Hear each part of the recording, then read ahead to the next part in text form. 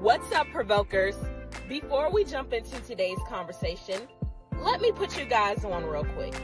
Make sure you join the Perspective Collective on our new school community platform. That's where the conversation really keeps going. I mean, we're talking deeper discussions, real community vibes, and exclusive updates that you guys do not want to miss. And honestly, it's only like $9 a month. I mean, it's super simple. Also, do not forget to subscribe to the Provoking Perspective newsletter.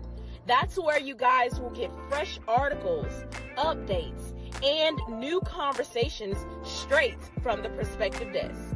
Everything you need is right there in the description below. I'll see you guys in today's episode. What's up, Provokers? Before we jump into today's conversation, if you guys are new here, I want to say welcome to the Provoking Perspectives platform. Now, as some of you guys know, this is a space where we challenge ideas, ask better questions, and encourage critical thinking through respectful conversations. So, if you guys enjoy the content that makes you think a little deeper, make sure you like this video, subscribe to the channel, and join the conversation in the comments. And you guys can also subscribe to our newsletter at provokingperspectives.org and change the perspective and join, there you go, the Perspective Collective on School. You guys will find both links in the description area below, okay? Now, let's get started here. Let's talk about something that I hear all the time, and I know you guys hear it too, so y'all ain't even got to tell me.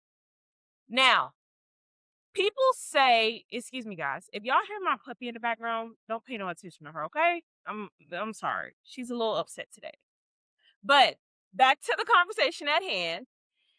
People say that typically I'm breaking generational curses here. And I know you guys have probably heard of that, right? And maybe you've even said some of it yourself at some point in your life. It's become one of the most common phrases in churches, on social media, in motivational speeches, and even in our everyday conversations, right? Now, people talk about breaking generational curses related to poverty, addiction, unhealthy relationships, financial struggles, trauma, and so many more other things. But here's the question I want us to wrestle with today. When we say generational curse, what does that actually mean to you guys? Like, are we talking about something spiritual? Are we talking about something psychological? Could we actually be talking about learned behaviors that have simply been repeated from one generation to the next? Or better yet, could it be a combination of all of those things put together?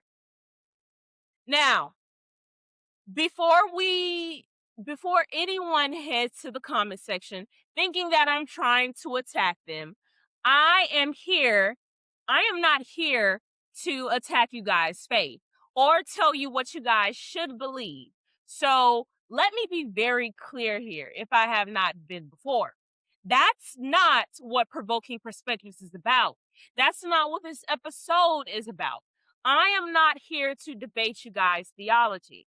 I am not here to convince you that generational curses are real or that they are not real. I am actually here to encourage us to speak and ask better questions. Because one thing I've learned is that the way we define a problem often determines the way we try to solve it, right? And if I believe every repeated struggle in my family is a spiritual issue, then I am going to look at the issue primarily for a spiritual solution. If I believe every repeated struggle is psychological, I'm probably going to focus on therapy, education, and simply behavior change. And if I believe history plays a role, then I may also look at the systems and environments that have shaped families over generations. The words we use actually matter because they shape the solutions we actually pursue in life, okay? So today, I want us to actually slow down a bit. I want us to think. I don't want us to argue. I don't want us to judge. I want us to simply think. Now, let's start with the phrase itself. When people talk about a generational curse, they are usually describing something that seems to happen over and over and over again, especially in their families. Maybe every generation struggles financially, right? Maybe addiction keeps showing up in your family. Maybe unhealthy relationships seem to repeat themselves in your lifetime. Maybe there are patterns of abuse that you see going on in your family. Maybe a little bit of anger. Maybe some incarceration, right? Maybe there are absent fathers that you see a lot. Maybe there are a lot of untreated mental health issues. You see, people look at those repeated experiences and naturally ask, man, why does this keep happening to me? Why does this keep happening to the people that I love or to the people that I call my friend? And for many people of faith, the answer that is there is, well, a spiritual battle is taking place. And others see those same experiences and say, no, wait. What we're seeing here are actually learned behaviors, not spiritual battles.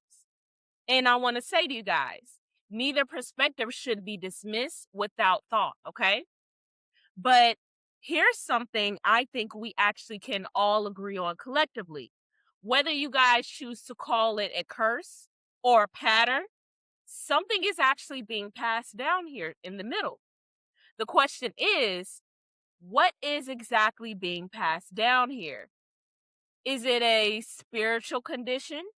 Is it really a mindset that's at hand? Is it trauma? Is it even habits? Or better yet, is it belief?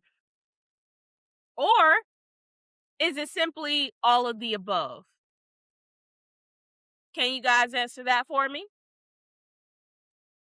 And I want to say that's where this conversation can become very interesting if you guys take notice here.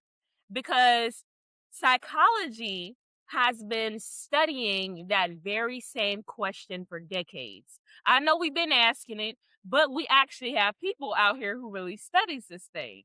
Psychologists don't generally use the phrase generational curses, right? Instead, they may talk about things like intergenerational trauma, family systems, and learned behaviors. I know we all heard of those words growing up sometimes. And, here's a simple example of what all that can be. You see, imagine a child growing up in a home where every disagreement turns into yelling. I know some of you guys could probably think of some people like that today. And you see, nobody in this family actually sits down to communicate calmly. Nobody even apologizes. Nobody models healthy conflict resolution. Now, could you fast forward to 20 years later down the line when that child becomes a full adult and they actually get married? And then let's say if a real disagreement actually happens, what is the first response of that child or that person now? Many times it's the only response that they may ever have is what they saw growing up. Not because they are a bad person. That's not what that means. It's not because they're even cursed. That's not what that means. But because that behavior actually became normal in their life. So I want you guys to think about that for a moment. Children don't just inherit eye color or talent or height. They inherit real environments. They inherit the real routines of their parents sometimes. They actually inherit the belief systems. They inherit their fears. They inherit a lot of expectations that are passed down from generation to generation. They inherit different ways of communicating. They actually inherit their ideas about money. And I know some of us don't like to admit that, but that is very true here. They inherit ideas about what marriage could even be. They inherit ideas about what success might look like. They inherit ideas about what failure looks like. And unless someone intentionally questions those ideas that they have, many of them simply continue into the next generation moving forward. And that's what psychologists mean when they talk about all of these generational patterns that are at hand. Yeah, the bug, y'all. I'm sorry. So now, does that mean spiritual beliefs don't matter?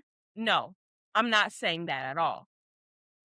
For many people, you see, faith is exactly what gives them the strength and the resilience and the grace to recognize unhealthy patterns and begin changing them in their life. Prayer, community, scripture, accountability, counseling, and personal growth don't have to compete with one another. They don't. Sometimes they actually work together simultaneously. And I think that is very important. Too often, you see, we live in a world that tells us everything has to be either this or that, black or white, either faith or science, either prayer or therapy, either personal responsibility or your history. But life is usually much more complex than that. I have a saying, people are like ogres. Remember how Shrek said ogres have layers, right? Y'all know. But maybe the better question isn't which perspective is actually right. Maybe the better question is what helps people really heal? Because healing is what we're really talking about here. Forget all the ogre stuff, right? What healing is what we're actually talking about. We're not actually talking about winning in arguments. We're we're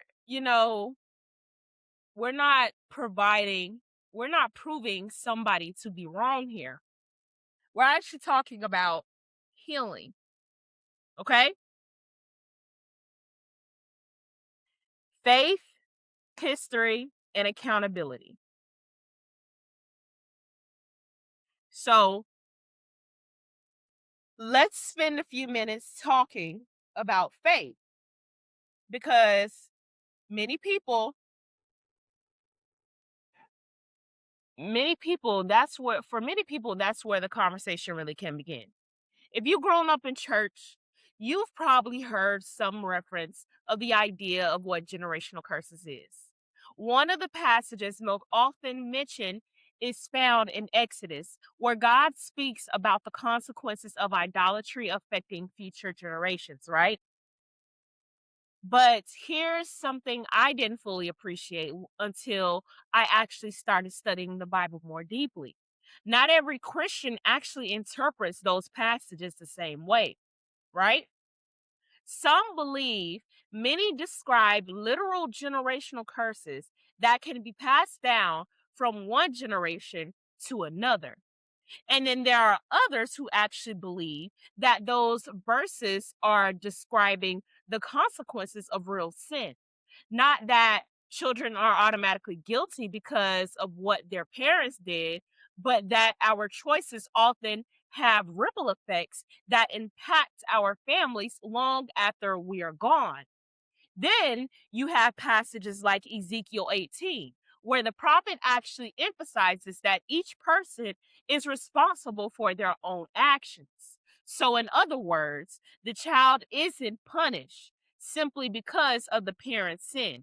Every individual is actually accountable before the glory of God for the life that they choose to live while they're here on earth. So even within Christianity, there are sincere believers who arrive at different conclusions here. And I think that is very important to acknowledge because sometimes we actually spend so much time arguing over interpretations that we miss the larger message that's staring right at us. No matter where you actually stand theologically, scripture consistently calls people towards repentance, transformation, wisdom, and personal accountability. And honestly, that is something that all of us can sit here and reflect on today and moving forward. Now, let's zoom out from theology for a moment and actually take a look at our history. History matters because families don't exist in a vacuum. They are shaped by the world which is around. When people talk about generational patterns in Black communities, we can't ignore the historical realities that influenced generations before us. Think about it, right? For hundreds and hundreds of years, enslaved Africans in America were actually denied the right to legally marry, denied ownership of their own labor, and in countless cases had spouses and children sold away from them. Imagine trying to build a strong family tradition when your family could be separated at any moment. Then came the Reconstruction era, a brief period of hope followed by the decades of violence, segregation, and legal discrimination. Then Jim Crow laws restricted access to quality education, employment opportunities, voting rights, and public resources. And then later practices like like redlining actually prevented many Black families from purchasing homes in neighborhoods while property values actually increased over time. So, since home ownership has historically been one of the primary ways American families can actually build real wealth here in this country, those policies had consequences that extended well beyond the people who lived through them. So, why does that even matter, right? Because we all know that wealth is not about money. Wealth often determines where you live. Where you live can actually influence which schools your children can attend. Education can actually affect your employment opportunities. Your employment opportunities affects the level of income that you have coming in your household. Your income affects your housing, and your housing affects your health. And then your health even affects your stress levels. And then your stress levels affects your parenting. And then the parenting influences the children. And as we know, the cycle continues to repeat itself. That is not a curse, ladies and gentlemen. That's a system of cause and effect in the real world. But here's where I want to be careful. Recognizing historical barriers should never become an excuse to believe change is impossible. History provides context, that is true, but it doesn't remove our agency, y'all. In other words, we can acknowledge that previous generations faced so many obstacles without believing we are destined to repeat every outcome. And I think that's where personal responsibility should enter the conversation here. What I am carrying, excuse me, what I am carrying that doesn't belong to anyone anymore. Maybe it's a belief that says success isn't for people like me. Maybe it's an idea that's asking for help. Excuse me. Maybe it's the idea that asking for help is a sign of weakness. Maybe it is a habit of avoiding difficult conversations because that's what everyone in your family did. Maybe it is even the fear of trusting people because you've only experienced betrayal. These things are really real here, provokers, because they are also, excuse me, but they are also worth examining because not everything we inherit is meant to be kept. Some traditions deserve to be preserved, others deserve to be questioned. And I think that's one of the hardest parts of becoming an adult. At least I know that it was for me personally. I don't know how many of you can relate, but it is really hard because there comes a point where we have to stop asking, why did my family do this to me? And start asking, what am I going to do differently this time around? That's not about blaming your parents. Both parents do the best they can with what they have. The question is whether we're willing to learn something different because every generation has an opportunity that the previous generation did not have.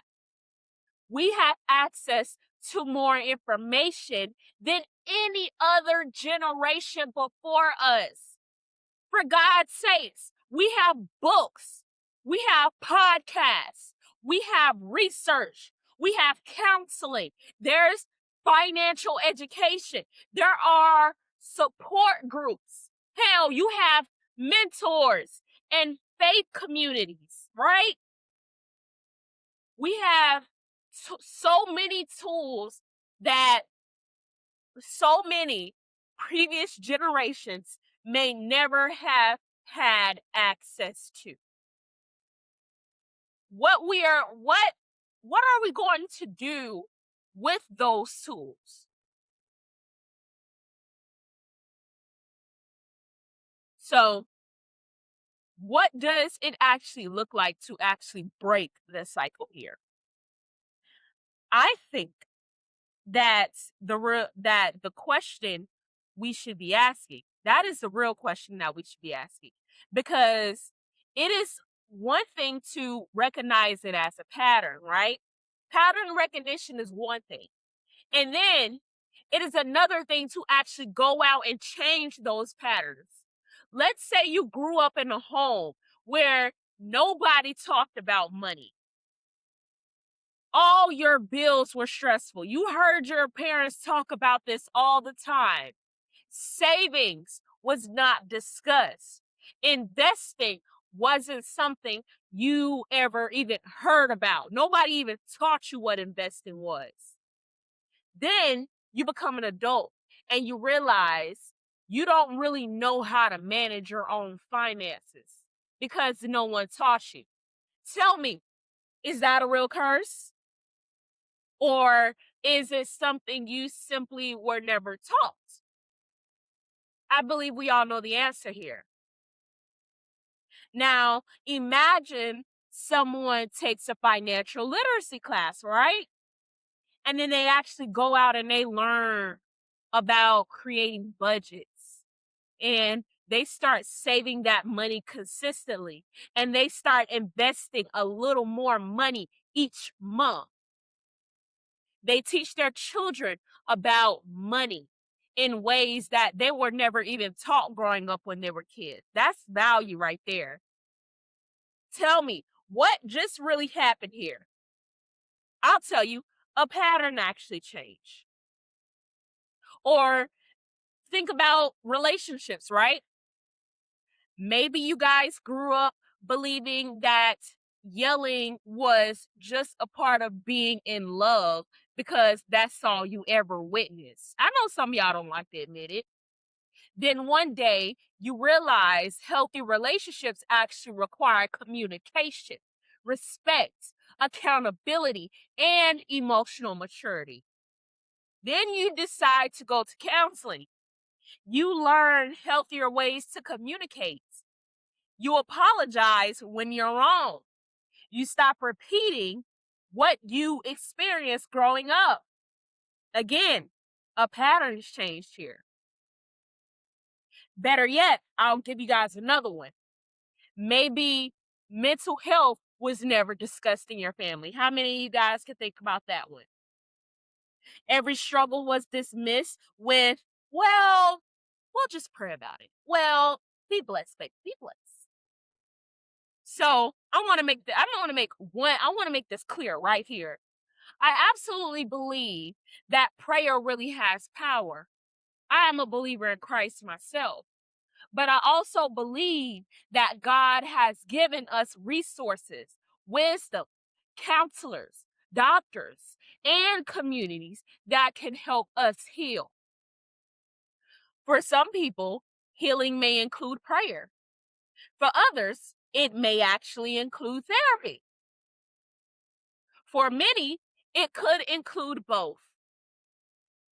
The point is that healing often begins the moment we are willing to acknowledge that something actually needs changing in our lives. And folks, oh, let me tell you, awareness is so powerful. You cannot change what you refuse to acknowledge. You cannot heal what you continue to hide. And you cannot expect different results if every generation keeps repeating the same behaviors without simply asking the question, why? That's why I believe conversations like this one that we're having today really matters. Not because we're trying to prove who's right, we're not doing that, but because we're trying to become better people. We're trying to become better parents, better partners, better leaders, better neighbors. Hell, we're trying to be better communities because every decision we make today becomes a part of someone else's tomorrow, right? So, I want you guys to actually think about that because the conversations you guys actually have with your children these days, the way you actually handle the conflicts in your workplaces or wherever you may go about, the way you actually treat people, the way that you even manage your money, the value that you place on your own education, the importance that you give to your own faith, the example that you set when life gets so difficult and you get weighed down, those things can actually become someone's normal on a day-to-day basis, provokers. Whether we realize it or not, we are all leaving an inheritance. And I'm not just talking about money or material things. I'm talking about real habits.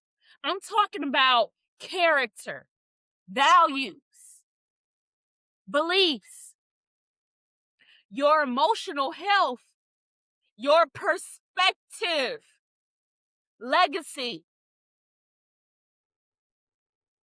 So maybe the real question isn't, do generational curses actually exist here? Maybe the better question is, what am I actually passing down Hmm. Because every single one of us is teaching the next generation something, guys. It's time to open up your eyes. The question is whether we're teaching them intentionally or accidentally.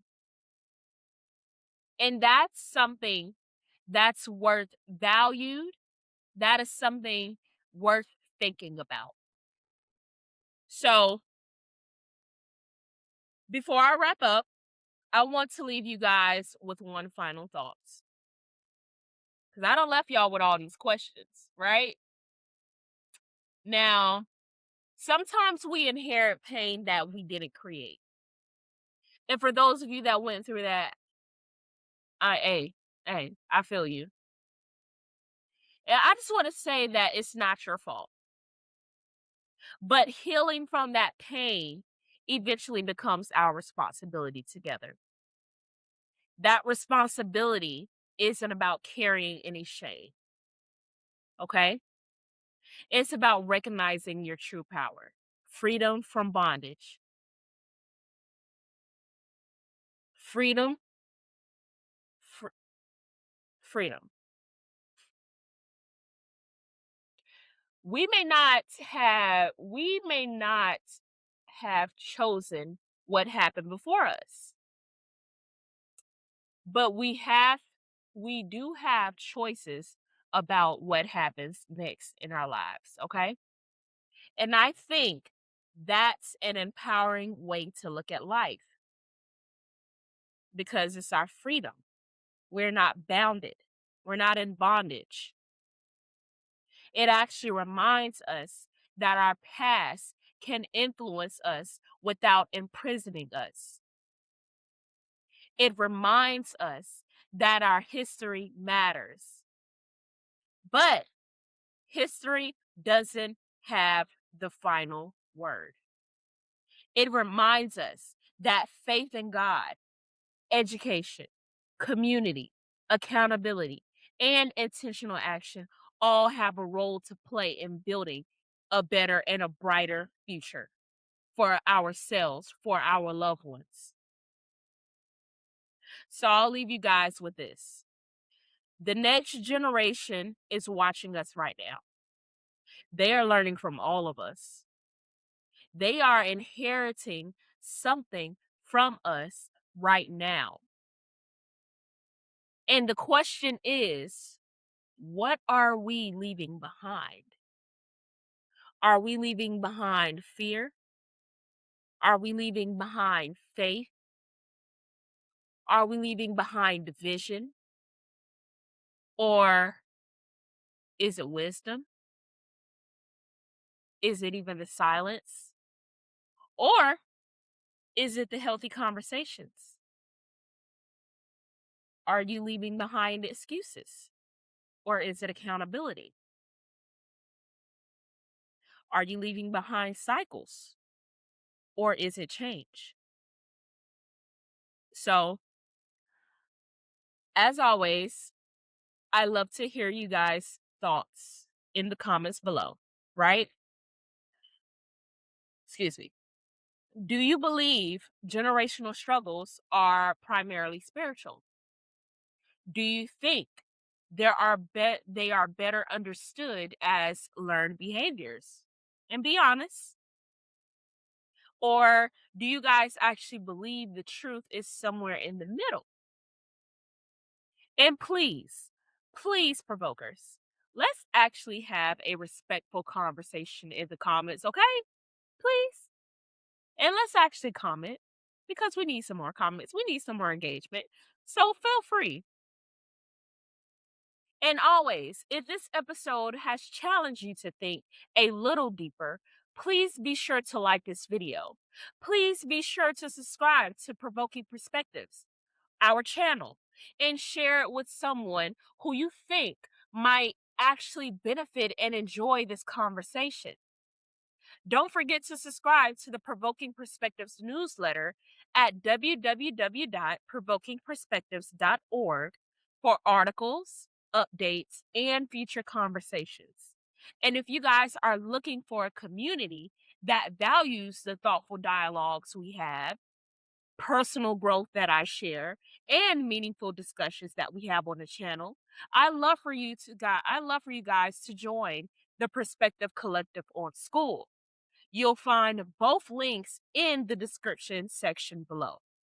And as always, I thank you guys so much for spending this time with me.